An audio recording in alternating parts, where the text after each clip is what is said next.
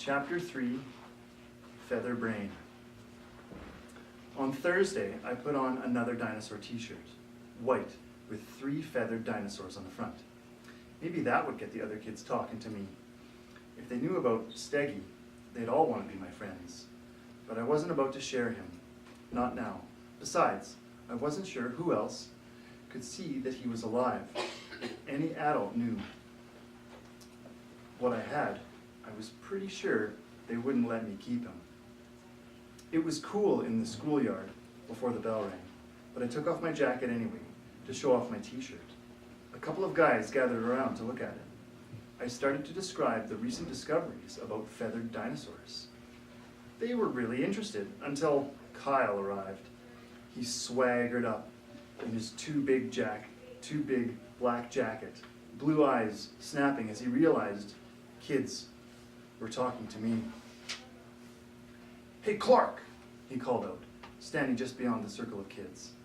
They turned at his voice and slowly drew back from me, leaving me alone to face Kyle. He stood with the sun behind him. I squinted up at him, trying to see his face. "What's on your t-shirt? Feathered dinosaurs?" "Ha ha ha," he laughed. "Yeah, right, dinosaurs fly? Only a feather brain would come up with something like that. Come up with something that stupid." He grinned and looked around. The other kids shuffled their feet, but no one told him he was the feather brain. Let's see, Lucas Clark, Luke Clark, Lark. "Hey, Lark. Hey, feather brain." I knew he wanted me to take a swing at him, but I just stood there, totally still. I told myself that he was the idiot, that I was bigger than this, but my face gave me away. I could feel the flush start at my neck and surge up into my face. Kyle grinned. He knew that he'd won. "Hey, what's that on your face, Lark?" He leaned closer to me. "Those spots, are they the splashes of bird curd?" "Bird crud?" He flicked my cheek with one finger. "Freckles." He was talking about my freckles. I turned bright red, my face matching my hair. Kyle laughed and sauntered off, and all the kids slipped away while I stood flaming in embarrassment. I spent the day feeling angry and humiliated. Kyle's the idiot, I thought over and over again all day. No one would look me in the eye, and they all stayed away from me at recess and lunch. After school, I stomped home in fury. I knew I'd have friends if it weren't for Kyle. Every step home I muttered, "I hate Kyle, I hate Kyle, I hate Kyle." As soon as I got home, I started to work on a new dinosaur. This time, I wasn't going to make a nice little grass eater, a placid cow. I wanted something fierce, something nasty, something strong enough to take on Kyle. I sketched in great dark slashes and cut wire with a chant for every snip. "I hate Kyle, snip. I hate Kyle, snip." This time I was making a Sinonithosaurus. I had to double check how to pronounce it. Sinornithosaurus. It meant Chinese reptile bird. But what it really meant was, "Eat your words, Kyle." I'd show him he didn't know anything about feathered dinosaurs. I was going to make a nasty, carnivorous, feathered dinosaur, take it to school, and teach the whole class how wrong Kyle was. I used the model in Makeosaurus to base my sketch on, so I could move on to the wire structure really quickly. It was easier this time. I had a better idea of how to work with the wire. I was so mad I didn't mind getting poked. I just rubbed away the blood and kept working, all Thursday evening and every moment I could on Friday. I struggled to get the limbs just right to support the body. It kept falling over. Steggy wandered over, curious. I pushed him away. I needed to concentrate. I kept at it until it would stand, but then it looked too tame. I wanted something wild, like on the cover of the book. I looked carefully at the picture and adjusted my model, trying to imagine it covered in paper mache and painted. Finally, I had it. It looked ferocious. absolutely perfect. I worked all weekend. Saturday morning, I wrapped it in layers of foam, much thinner than for Steggy. Then I made up more papier-mâché goop, carefully dripping in exactly half of the liquid left in my test tube. Hands shaking, I slowly stirred it into the glue and water mix. I felt great, like I was creating life. I tore the paper into thinner strips and went more slowly than I had with Steggy. It had to be just right. This time I took Brian Cooley's suggestion about using dryer lint for details like shaping the shoulders, eyelids, and throat. Mom didn't even blink when I told her what I wanted. She's used to my projects. Saturday afternoon, I set the Sinornithosaurus in the sun on the windowsill to dry. I opened the window to a warm breeze. The world was still brown, with only a few bits of green grass showing, but it felt like spring. Steggy, do you want to go outside? I asked. He gazed up at me, dark eyes gleaming. I smiled and picked him up. A lot of my anger at Kyle had been used up in making the Sinornithosaurus. I took Steggy out to the front garden. First he grazed on the new grass along the edge of the front flower bed. Then he wandered into the bed and began eating the tips of the crocus bulbs. It looked like he loved them.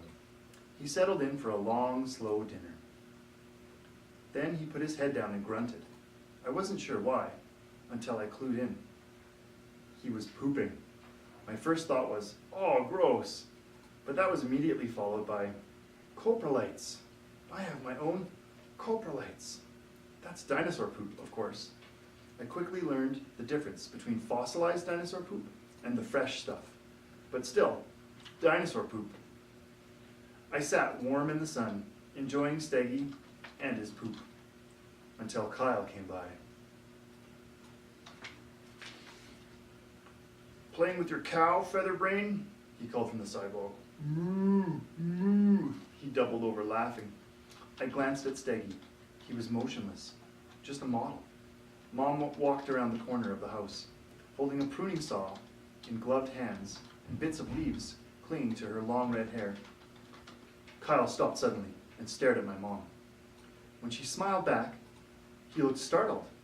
He slowly smiled back, then he turned to me, his face still. See you later, Clark, he said as he turned and walked away. Mom watched Kyle leave.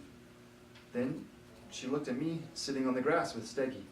She squatted near me, folded up her pruning saw, and tugged off her leather gloves. I worry about you, Lucas, she said, touching my head.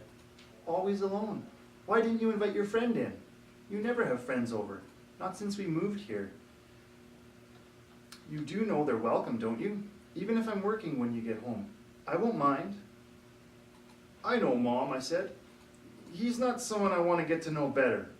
Well, is there anyone else? You really need a friend. I squirmed. Sure, I thought, but with Kyle around, I'll never have one. I sighed. It wasn't like I could tell her, Mom, Kyle hates me, and everyone else is afraid of him, so they can't be my friends. My stomach knotted around the words. Mom would be horrified. She'd march straight to the school, and all that would happen is that Kyle would hate me even more. I'll see, Mom, I said. I do hang out with kids at school, in class, and at recess. Okay, she said, smiling. She patted Steggy and stood. Then she saw the crocuses, tips chewed right down to the dirt. Look at these. They were just coming up, the first flowers of the year. They look like they've been eaten. She scowled, looking around the yard for the culprit. I pushed Steggy behind me. Oh, I saw a rabbit crossing the street earlier this morning, I said, hoping to divert her. She scowled again and stomped off, muttering about rabbit stew. Sunday morning, I painted my Sinornithosaurus brown. I planned to add details around the face and nails later. First, I needed a base coat. I spent all afternoon fussing with the details. I cut the small teeth off my white comb for dinosaur teeth and carefully set in each one. But what could I use for the toenails? I sat fiddling with the comb, wondering if a black one might work. Then I remembered the feathers I'd bought on Saturday. I dumped out the bag on my bed and picked out the largest feathers. Carefully, I cut off all the long, dark ends and set them into my Synophosaurus's feet. They looked wicked, sharp, and curving. Feathering the dinosaur was absolutely the worst part. First, I had to sort out the feathers. I laid them out on my bed by size and color. Then I had to arrange them all over again when a gust of wind from the open window scattered them across my room. I had to glue them on in rows, starting at the bottom of the legs and along the belly, and slowly working up the body. Feathers stuck to the glue on my fingers and flew up in my nose. I kept rubbing to itch my nose, but my sleeve ended up in the glue, and the nose and feathers on my sleeve. Finally, I was done. Monday morning, before school, I did the final paint touch-up, mostly black around the toes and eyes. Then I set it on the windowsill to dry completely, and I raced to school. I'd never felt happier. I knew nothing Kyle could do would touch me. I was invincible. It was a beautiful day. Somehow Kyle must have known he wouldn't be able to get to me because he left me alone, even at recess. I talked to a couple of guys about dinosaurs and told them more about my new book. They admired my black t-shirt with the growling glow-in-the-dark dinosaur head. It's my "Don't Mess With Me" t-shirt, and it worked. I was happy all day. After school, I shot out the door. I couldn't wait to get home.